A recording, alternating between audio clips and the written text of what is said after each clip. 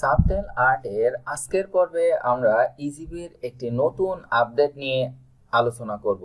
সে বিষয়টা হচ্ছে আপনার ইজিবি অ্যাকাউন্টে কিভাবে ব্যাংক ডিটেইলস সংযুক্ত করবেন, যার ডেডলাইন হিসেবে বলা আছে 15 নভেম্বর 2022। তো আসুন ইজিবি অ্যাকাউন্টে ব্যাংক ডিটেইল করা শিখতে আমরা ঠিকাদারের আইডিতে লগ ইন করি। এটা হচ্ছে আমাদের ঠিকাদারের আইডির হোম পেজ বা ল্যান্ডিং পেজ, যেখানে আমাদের টেন্ডারার ডেটাবেস মডিউল সম্পর্কে উল্লেখ করা আছে, যেটা 31 ডিসেম্বর 2022 পর্যন্ত যার ডেডলাইন আছে। তো কিভাবে টেন্ডারার ডেটাবেস মডিউল পূরণ করবেন সেটা দেখতে আমার চ্যানেলের এই ডিটেইলস ভিডিওগুলা দেখতে পারেন। আশা করি উপকৃত হবেন। তো এখন আমরা শিখবো হচ্ছে ইজিবি অ্যাকাউন্টে কিভাবে ব্যাংক ডিটেইলস সংযুক্ত করতে হয়। এটি ইজিবির একটি নতুন সংস্করণ বা আপডেট।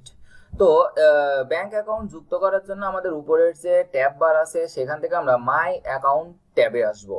মাই অ্যাকাউন্ট ট্যাবে আসলে আমরা অনেকগুলা এখান থেকে সাব মেনু দেখতে পাবো। সে মাই অ্যাকাউন্ট মেনু থেকে আমরা এডিট প্রোফাইল মেনুতে ক্লিক করব। তাহলে যখন আমরা এডিট প্রোফাইল মেনুতে ক্লিক করলাম তখন আমরা এখানে এডিট কোম্পানি ডিটেইলস নামে আমরা কোম্পানি ডিটেইলস, পার্সোনাল ডিটেইলস এবং ব্যাংক অ্যাকাউন্ট ডিটেইলস নামে তিনটা অপশন দেখতে পাচ্ছি। তো আমরা ধরে নিলাম যে আমাদের কোম্পানি ডিটেইলস দেওয়া আছে, পার্সোনাল ডিটেইলসও সংযুক্ত করা আছে। এখন আমরা হচ্ছে ব্যাংক ডিটেইলস দিব। যেমন পার্সোনাল ডিটেইলস এখানে নাম, ঠিকানা, ফোন নাম্বার সবকিছু থাকবে, এভরিথিং। তো এখন আমরা এখানে দেখতে পাচ্ছেন যে ব্যাংক অ্যাকাউন্ট ডিটেইলস, এটা ইজিবিতে আমরা সংযুক্ত করব। তাহলে আমরা ব্যাংক অ্যাকাউন্ট ডিটেইলসে ক্লিক করলাম। ব্যাংক অ্যাকাউন্টে ক্লিক করলে আমরা এখানে দেখতে পাচ্ছি যে অ্যাড নিউ অ্যাকাউন্ট। যদি আমরা অন্য কোনো অ্যাকাউন্ট সংযুক্ত না করি তাহলে আমরা অ্যাকাউন্ট অ্যাড করতে পারবো। এছাড়া আমরা একাধিক অ্যাকাউন্টও চাইলে অ্যাড করতে পারবো। তো এখানে আমি অ্যাড নিউ অ্যাকাউন্টে ক্লিক করলাম। অ্যাড নিউ অ্যাকাউন্টে ক্লিক করলে ব্যাংক অ্যাকাউন্ট ডিটেইলস থেকে আমরা প্রথমে দেখতে পাবো বেনিফিশিয়ারি নেম। বেনিফিশিয়ারি নেম এটা আসলে কি? বেনিফিশিয়ারি নেম এটা দ্বারা হচ্ছে যে উপকার ভোগীর নাম, তার মানে আপনার এই অ্যাকাউন্ট থেকে উপকার ভোগ করবে কে। যদি আমরা সহজ ভাষায় ব্যাখ্যা করি বিষয়টা এরকম। তো এখন তাইলে এই ঘরে আমি কি নাম লিখবো, কার নাম লিখবো, সে বিষয়টা হচ্ছে এখানে আপনি চাইলে আপনার নাম লিখতে পারেন, কোন একটা পশু পাখির নাম লিখতে পারেন, যে কোনো একটা ইউনিক নাম লিখতে পারেন, যেটা আপনি পরবর্তীতে মনে রাখতে পারবেন যে এই নামেই আমার অ্যাকাউন্ট এবং অ্যাকাউন্ট ডিটেইলস হচ্ছে এই। অর্থাৎ আপনি এখানে যে নামটাই লিখবেন না কেন যেন আপনি এটা মনে রাখতে পারেন। আশা করি বিষয়টা বুঝতে পেরেছেন যে বেনিফিশিয়ারি নেমটা যে একটা কোনো পার্টিকুলার নাম হতে হবে এমন না। আপনি যে কোনো কিছু নাম এখানে লিখতে পারেন, আপনার নাম লিখতে পারেন, আপনার আত্মীয় স্বজনের নাম লিখতে পারেন, পশু পাখির নাম লিখতে পারেন। তবে অবশ্যই আপনাকে সেই নামটি মনে রাখতে হবে যে আপনার অ্যাকাউন্টের নাম হচ্ছে এটা।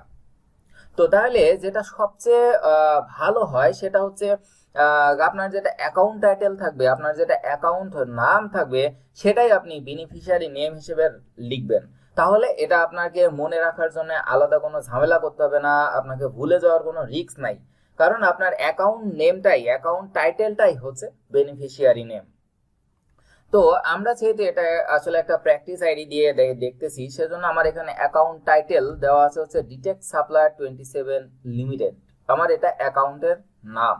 তো আমি আসলে এই অ্যাকাউন্টের নামটা চেঞ্জ করব না, তা না করে অ্যাকাউন্ট টাইটেলটাই আমি বেনিফিশিয়ারি নেমে লিখব। তাহলে ডিটেক্ট সাপ্লায়ার 27 লিমিটেড।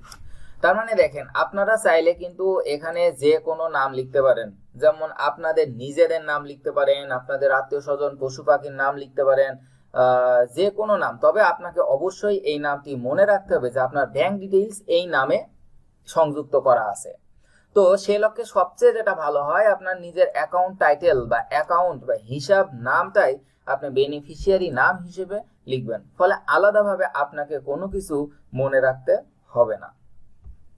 এরপরে অ্যাকাউন্ট টাইটেল তো আপনি এখান থেকে অটোমেটিক সংযুক্ত হয়ে যাবে আপনার অ্যাকাউন্টের নাম কি।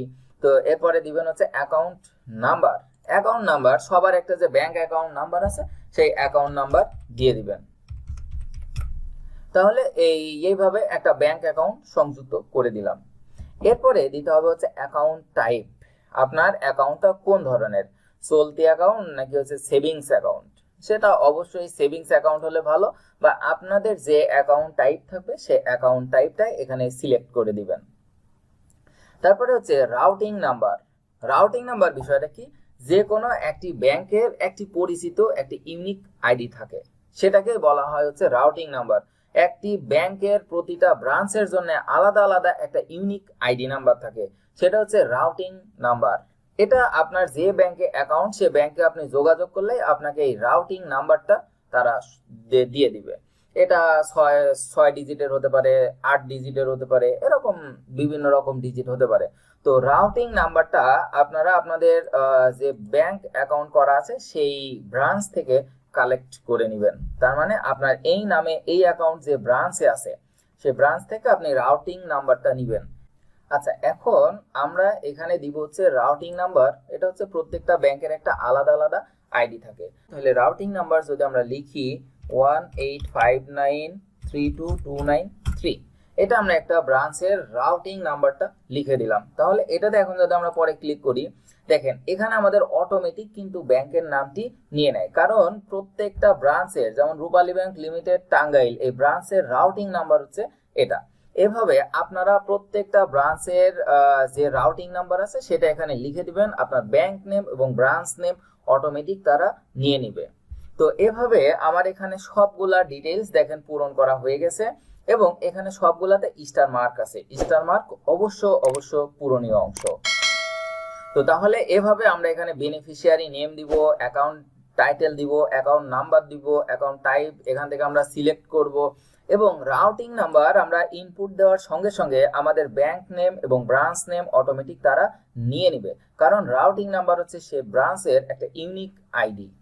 তো আমরা এখান থেকে সকল ইনফরমেশন দিয়ে দিলাম। এখন আমরা এখানে আপডেট অংশে ক্লিক করব।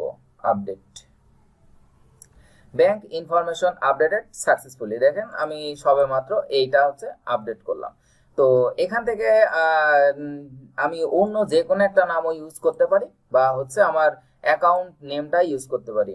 তবে অ্যাকাউন্ট নেমকে বেনিফিশিয়ারি নেম হিসেবে ইউজ করা সবচেয়ে ভালো। আশা করি সবাই বুঝতে পেরেছেন। যদি কোনো সমস্যা বা কনফিউশন থাকে তাহলে অবশ্যই কমেন্ট করবেন। সাবটেল আর্ট চ্যানেলকে সাবস্ক্রাইব করে সঙ্গে থাকবেন। সবাইকে ধন্যবাদ।